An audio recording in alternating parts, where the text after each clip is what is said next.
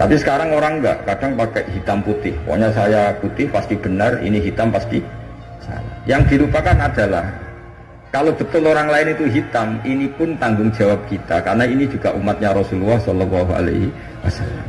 Sekarang ketika kamu melihat orang salah, itu jika itu bagian dari keluarga kamu, inginnya memberi sanksi apa membenahi? Membenahi. Makanya dalam sebuah kitab yang diceritakan Sarah Hikam, kitab paling terkenal di kalangan pesantren, kitab Hikam. Dan cerita itu benar menurut saya. Ini cerita yang versi kitab Hikam. Nabi Ibrahim diterbangkan ke alam malakut, terus melihat para pezina. Allah tanya, menurut kamu diapakan? Bunuh saja ya Allah, mereka makan rezeki engkau tapi tidak mengindahkan aturan engkau, mereka pezina. Sama Allah diturutin. Terus dilihat lagi para pemabuk. Menurut kamu gimana, bunuh saja, mereka itu hamba engkau, makan dari rezeki engkau tapi tidak mengindahkan perintah engkau. Sampai sekian bentuk maksiat, Ibrahim usulnya bunuh saja, habisi saja. Lama-lama suatu saat, ini cerita yang di Sarah Hikam, Ibrahim disuruh nyembelih Ismail. Yang terkenal dalam riwayat memang yang disembelih itu siapa? Ismail.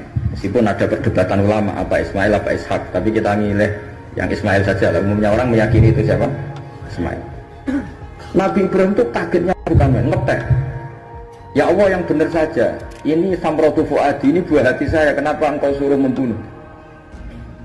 Jawabannya Allah, Ibrahim kamu ingat gak ketika kamu melihat orang-orang maksiat usul ke saya supaya dibunuh ya ya Allah. Kata Allah, aku itu ya gelo, itu sing gawe aku enak wae usul kon mutan mateni. Kon saiki anakmu sing gawe aku.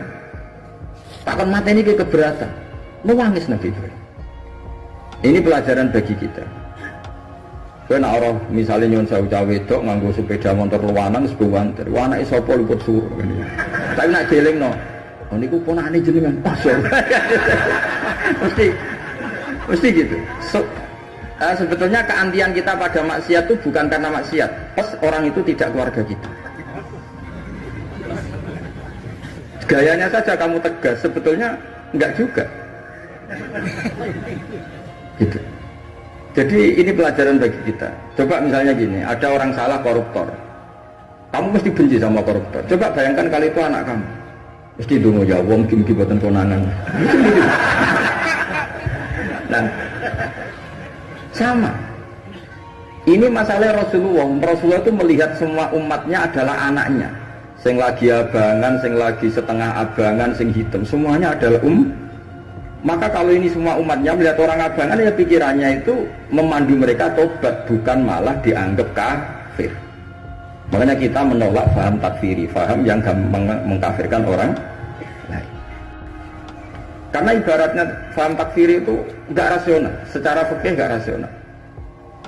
Allah yang Tuhan saja, yang punya semuanya, itu jelas ngendikan qul ya ibadiyalladzina asrafu ala anfusihim la taqnatu mir rahmatillah. Terus ayat wa anibu ila rabbikum. Orang-orang yang sudah melampaui batas oleh Allah dipanggil, ayo kembali ke saya kembali. Kemudian orang-orang takfiri ini, orang-orang ekstremis ini, hamba Allah yang sedang maksiat dianggap tidak Islam atau kafir, keluar dari area kemukminan. Wong yang Allah Tuhan saja yang di luar disuruh masuk. Ini yang sudah masuk malah disuruh keluar. Coba Nabi diutus jadi Nabi itu untuk mengislamkan orang kafir apa untuk mengkafirkan orang Islam? Ya Nabi lo diutus itu untuk mengislamkan orang kafir apa mengkafirkan orang Islam? Mengislamkan orang. Makanya aliran-aliran ekstrim sidik-sidik ngafirkan orang itu satu mesti goblok, mesti. Dua mesti gak tahu ngaji. Tiga terlalu semangat tapi khazanah ilmunya itu pas-pasan. Karena tadi kebencian kita ini pasti ada unsur dengan tanda kutip nafsu. Ya tadi kamu benci sama cawe wedok sing kuwatokan cekak sepeda motor buwanter. Bareng mbok pisoi jebule wong ayu banget seneng kowe. Kira-kira masih misoi ndak gitu. Itu mesti atau gini. Kamu benci sama orang yang nyulayani janji. Zaid tidak janji sama kamu mesti marah. Janjian kok gak rene gini-gini. Coba Zaid itu orang yang ngutangi kamu. Berani nggak ngumpat-ngumpat Zaid meskipun nyulayani janji. Zaid itu orang yang memberi utangan kamu 10 juta terus janjian nyulayani janji. Bisa nggak kamu bentak Zaid? Terus gak ditagih sewenang gitu. Artinya ketika kamu disulayani janji marah itu mesti gini. sudah melayani janji plus tidak berjasa. Nah ini yang kita dapat kearifan dari Nabi Ibrahim. Saat kita enak saja usul orang maksiat dibunuh, dimatikan oleh Allah, itu plus mereka kebetulan tidak anak kita. Coba andaikan zaman di alam malakut Ibrahim tahu yang nakal itu anaknya, apa kira-kira usul demikian? Nah makanya ini jaga kearifan kita, bahwa bayangkan orang lain itu keluarga kita. Makanya kearifan dari bapak itu senangnya kancanan orang macam-macam, masuk musim bulat-bulat. Terus setiap saat tanya, kenapa Pak? Sing gelem dadi ngono ya sapa? Mesti jawabannya gitu. Karena itu kearifan. Sing gelem dadi ngono iku santrinya bapak dulu yang bulat ya banyak. Iya iku bengkel, nggak ra gelem dadani barang rusak ya ora usah dadi apa? Iya. Makanya saya ini keterusan, saya termasuk jenis kiai yang nggak tegas. Tapi karena kearifan, kiai yang terlalu tegas itu biasanya tidak pati arif. Ya tadi, bayangkan itu anak kamu, pengen ngaji malah diboyong. Cara itu anakmu, Pak Yai memberi kepengen didadani malah jiran. Jadi ini pelajaran bagi kita. Jadi coba khazanah-khazanah itu jangan sampai hilang. Memang ada banyak riwayat tentang Nabi Ibrahim menyembelih Ismail. Sebagian kitab meriwayatkan bahwa Ibrahim itu saking senangnya sama Allah, ditanya, Ibrahim, andaikan kamu punya sapi sekian, kamu korbankan untuk saya enggak?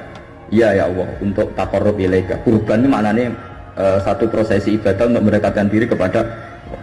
Mana ada terima sapi unta, nak jenengan nyuwun anak kula mau tak korban. Terus dites tenan disuruh nyembelih apa? Ismail. Tapi saya lebih cocok sama riwayat yang diterangkan di Syarah Kitab Hikam tadi. Jadi beliau mengalami kasaf, diangkat kasaf itu satu kemampuan untuk melihat alam gaib. Kemudian dipertontonkan Allah alam malakut. Terus Ibrahim main usul supaya orang-orang itu dihabisi. Suatu saat itu tadi diingatkan Allah, coba anak kamu sembelih. Lu gimana ya Allah, ini samratu fuadi buat saya. Terus kata Allah, ketika kamu usul langsung tak turuti, kok saya usul kamu pikir-pikir katanya. Tapi ini anak saya, memang yang saya bunuh itu hamba siapa, itu juga hamba saya kata Allah. Nah semenjak itu Ibrahim jadi halim. Ibna Ibrahim ala halimun Allahumunib. Semenjak itu dia jadi halim, beliau jadi halim. Halim itu mudah memaafkan. Dulu enggak ya, agak temperamental. Makanya dalam tafsir diterangkan ketika Ibrahim ekstrim memakai beberapa berhala itu di Quran dijelaskan sami'na fatay yazkuruhum yuqalu lahu Ibrahim. Fatan itu anak muda, jadi gejolakannya masih kuat sehingga frontal.